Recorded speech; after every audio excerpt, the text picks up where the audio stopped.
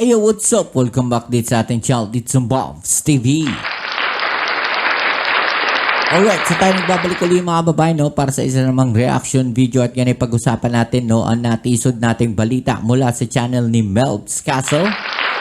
Alright, sa mga hindi pa po nakasubscribe sa channel ni Melbs Castle, nandiyan sa ibaba ang full video link. I-click nyo lang po at supportan natin ang kanyang mga video uploads. At sabi nga po niya dito mga babae, Panic, China, iyak, nagmakaawa sa Pilipinas, itigil na ang paghahamon ng gulo. Tanggal angas, China, sino kaya ang naghahamon ng gulo? Okay? So kung pag-uusapan natin ay tungkol sa West Philippine Sea, sino ba ang naghahamon ng gulo dyan sa West Philippine Sea? Pilipinas ba? Sa nakikita natin dito mga babayan, ang pinakamaraming puwersa na nakapwesto ngayon dyan sa West Philippine Sea at kung sino, yung gumagawa ng mga agresibong hakbang dyan, agresibong dangerous maneuvers, pangaharas po dyan sa West Philippine Sea, di ba yung China? So, sino ang naghahamon ng gulo at sino ang gumagawa ng gulo sa West Philippine Sea? Okay? So, yan ang ating pag-uusapan. Pero syempre, bago po ang lahat, kayo'y aking inimbitahan, paki-like naman po ang ating video at paki-subscribe na rin ang ating channel at i-click ang notification bell para ma-update kayo sa mga latest video uploads natin. Alright? So, huwag na natin patagalin ito. Umpisahan na natin. Let's go! Asa na ang tapang nyong mga Chinese? Pag Pilipinas ang kalaban nyo, ang yayabang nyo. Ngayong nasa West Philippine Sea, ang Navy warship at bomber aircraft ng US nagtatakbuhan kayo. Yan diba? Mapapansin natin, talagang ilag na ilag sila sa puwersa ng Amerika. Wala silang magawa dyan, mga babayan. Dahil anytime na gumawa sila ng mga dangerous maneuvers at talagang may nasaktan o may na-damage dyan sa mga eroplano at mga warship ng Amerika, ay talaga namang madudurog sila kagad-kagad. Walang peace-peace. Walang usap-usap. Wasak agad yan. Ilang linggo na nga noong may nabalitaan tayong China Coast Guard sa West Philippine Sea. Ngayon, kahit isa wala. Takot kasi ang Chinese Foreign Ministry baka raw magpang-abot ng gyera. Ayun talaga mangyayari dyan, lalo't walang disiplina, itong mga barko na to, ng China, especially yung mga China Coast Guard, 'di ba? Kung mambalahura sila diyan sa West Philippine Sea.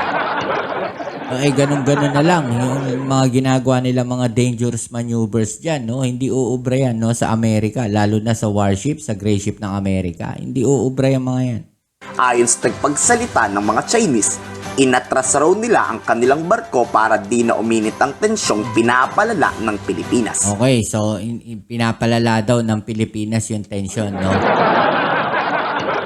Tayo pa ba ngayon ang nagpapalala ng tensyon dyan, Karapatan ng Pilipinas na gumawa ng mga multi-countries na activities at mga exercises. Diyan sa karagatan natin. Yung mga yung mga maritime exercises na yan, naaayon yan, sa batas ng Pilipinas, sa international law, 'di ba? So may karapatan tayong gawin yan. Okay? So yung China lang talaga, ang talagang mareklamo. Okay? Kasi imagine ninyo, yung ibang bansa ba nagrereklamo, yung Malaysia ba nagrereklamo, yung Taiwan ba nagrereklamo, sa mga ginagawa nating maritime exercises diyan. Yung Brunei, Indonesia, 'di ba? Nagrereklamo ba sila do sa mga maritime exercises natin? 'Di ba? Hindi naman China lang talaga yung mareklamo. At kung may nagpapataas man ng tensyon diyan sa West Philippine Sea, walang iba, sila lang din. Muli, nakikiusap ang China sa Pilipinas na makipag-usap na raw tayo sa kanila. At itigil na ni Pangulong Marcos ang panghikayat ng foreign power sa West Philippine Sea. Yun ang isa pa sa kanilang iniiyak, di ba? Yun yung sinasabi natin Yung pilit nilang gagawa sila ng propaganda, Isa na to, yung sinasabi nila ng hihikayat daw, Di umano ang Pilipinas ng mga foreign powers, na pumunta diyan sa West Philippine Sea. Na magsagawa ng mga ganyang klaseng exercises. Isa yan sa iniiyak ng China. Ayaw nila, na lumalakas ang puwersa ng Pilipinas. Diba? Ayaw nila na may ibang bansang manghihimasok o tutulong sa Pilipinas. Kasi nakikita nila hindi pumapalag yung Pilipinas. sa kanilang mga ginagawang pangaharas. Pansinin ninyo, di ba, umubra ba sila sa Japan? Sa Taiwan na lang. Di ba? Yung pag pumapasok sila sa territorial waters ng Taiwan. Di ba? Hindi umuubra yung pangaharas nila. Sa Pilipinas lang. No, namumukod tangi na umuubra yung kanilang ginagawa na yan. Pati yung mga pang-water cannon na yan. Kaya ayaw nila no, na may mga foreign powers na nakakasama ang Pilipinas. Natatakot kasi sila na lumakas ang loob ng Pilipinas at baka dumating ang isang araw, magulantang na lang sila. No, na water cannon na rin sila. Diba? Kinundi na rin ni Spokeswang ang paglipad kahapon ng US Indo-Pacific Command. Ikinagalit rin ng China ang pagpapasabog ng missile ng USS Higgins. Sa post ay binalita ng US Indo-PACOM. O yan kasi yung live fire exercises no sa Philippine Sea no ng isang USNS Charles Drew, 'di ba? So yan yung isa sa kinakagalit ng China. Nagsagawa ng missile exercises ang US warship sa South China Sea. 2 missile ang pinakawalan sa dagat. Kaya pala gustong-gusto ng China kausapin tayo. Nababahala na siguro sa kakayahan ng US pagdating sa digmaan. Pero nag-usap na tayo noon, di ba? Papaatrasin ang lahat ng barko nila sa loob ng exclusive economic zone, pero anong nangyari? Wala, di ba? Oo, yun yung nagiging termino ng Pilipinas. Diba? Pag-usap tayo, pero lahat ng barko ninyo, paaalisin ninyo dyan sa West Philippine Sea. Bago tayo mag-usap. Pero hindi yung ginawa ng China. So, walang pag-uusap na mangyayari hanggat hindi nyo ginagawa yung gusto ng Pilipinas. Diba? So, ano ang gusto ng China ng klaseng pakikipag-usap? 菲律宾极力拉拢域外势力介入南海事务。 Yan, no? Yung ginagawa nilang, ano tawag natin dito? Propaganda, no? Na sinasabi dito, no? Pilipinas daw. Philippines has been pulling non-regional actors into the South China Sea affairs to back Philippine provocations. So, Pilipinas pa ngayon ang nagpo-provoke, no? Diyan sa West Philippine Sea o sa South China Sea. Imagine ninyo yan. Binabaligtad na naman talaga, no? O binabaligtad ng China, no? Ang sitwasyon, ang kwento. Ganyan sila. No, yung mga propaganda nila, puro pang be-brainwash. 为其侵权挑衅行径撑腰打气。菲方这种为一己之私，不惜破坏地区国家达成的共识 Tayo pa ngayon yung selfish na sinasabi dito. 的行为，是导致南海局势扩大化、复杂化的主要根源。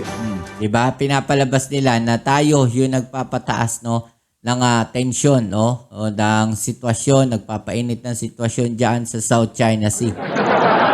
Okay, samantalang nakikita naman talaga ng buong mundo, no, na sila yung gumagawa ng hindi makatao at makatarungan ng ating labag sa batas, no, yung kanilang mga ginagawa diyan sa West Philippine Sea. 我们再次敦促菲方尊重事实，遵守中菲之间达成的有关谅解，遵守南海各方行为宣言的规定。 Respect daw natin yung mga facts and observe relevant understandings. Ba't nirespeto nyo rin ba yung karapatan ng Pilipinas dyan sa West Philippine Sea? Yung facts na nagsasabi, no, na sa atin, o tayo ang may karapatan dyan sa ating exclusive economic zone. Nirespeto ba yan ng China? Hindi naman, di ba?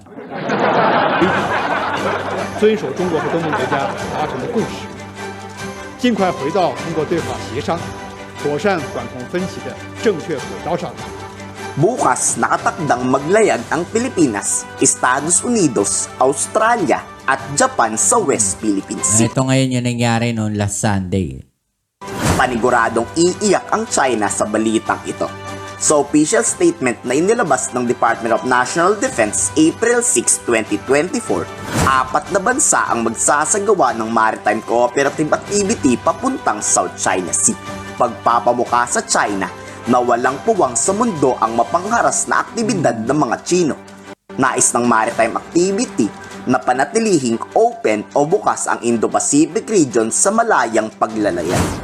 For sure, andyan na naman ang puwersa ng mga Chinese. Sigurado Magpapakitang gilas na kala mo papalag talaga sila. Banat pa ni Defense Secretary Gibo kung irerespeto ng Chinese Foreign Ministry ang West Philippine Sea, di wala sanang problema ngayon. Totoo to naman. respect the law of the sea. There should be no problem in holding joint patrols in internationally recognized sea lines of communication. That should be no problem. And it's Oo, kasi kung imagine ninyo, no, kung nirespeto lang sana ng China yung exclusive economic zone ng Pilipinas, 'di ba? Wala naman talagang problema diyan eh. Walang issue, no, walang pang-water cannon. Walang harassment na mangyayari. 'Di ba? Basta irespeto lang nila yung exclusive economic zone ng Pilipinas. Ang problema kasi hindi na nila nirespeto 'yon. Hindi na rin nila nirespeto yung UNCLOS. No, dahil yung UNCLOS, no, ang nagbigay ng karapatan sa Pilipinas diyan sa West Philippine Sea. No, diyan sa exclusive economic zone na yan ng Pilipinas, 'di ba? Hindi nila nirespeto 'yon. no provocation whatsoever. Nais ng Defense Secretary palakasin hindi lang ang depensa ng Pilipinas, kundi ang pang-opensiba laban sa kalabang bansa. Ano sa tingin nyo? Puro na lang tayo depensa? Tama. Aba dapat aatake rin tayo laban sa kalabang nasyon. Dito muling iginit ni Secretary Gibo na hindi tayo tuta ng Amerika. Nagiging matalino lang tayo para hindi tayo kawawa pag nagkagera. Tama naman, di ba? Same thing lang din, no, na sinasabi nila na naging matalino lang daw po si dating Pangulong Duterte, no, sa pakikipagkaibigan sa China. Ito naman ngayon yung naging hakbang, no? Kung para sa iba, napakagaling ni dating Pangulong Duterte do sa kanyang ginawang hakbang, no, na pakikipagkaibigan sa China. No, ito naman ngayon yung para sa iba ay napakagandang hakbang din, no, na ginawa ng ating gobyerno ngayon ni PBBM na makipagkaibigan sa mga malalaking nasyon, no, at makipagtulungan sa kanila, di ba? So ito yung nagiging hakbang na yung kanya-kanya kasing diskarte yan, di ba? We partner with country X or Y in order to build up our own core strength is a question for the Philippines. Just like we do not question the build-up of not even defensive capabilities, but offensive capabilities of other countries, they should not question ours. And they should not tie up our build-up of our capabilities to any question of whether it's Taiwan or whatnot. The Philippines is for the Philippines' own self and not a pawn of anybody else in the geopolitical battle that's raging within our area now. Sobrang kaabang-abang ang apat na bansang sabay-sabay maglalayag sa West Philippine Sea. Alright, so yung mga kababayan, no?